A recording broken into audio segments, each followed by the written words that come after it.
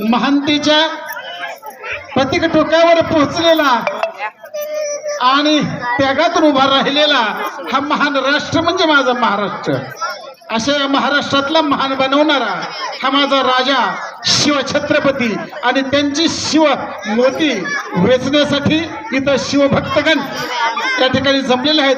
आणि त्याच सोहळ्याची सुरुवात या ठिकाणी आत्ताच आपण शिवतेजानं मिरवणूक काढली आणि जो सोने दीक्षण या ठिकाणी 19 फेब्रुवारी 1630 म्हणजेच फाल्गुन वद्य तृतीया शके 1551 रोजी जी सुवर्ण पहाट उगवली आणि शिवनेरीवर या ठिकाणी सनई चौघडांचा नाद निनादला.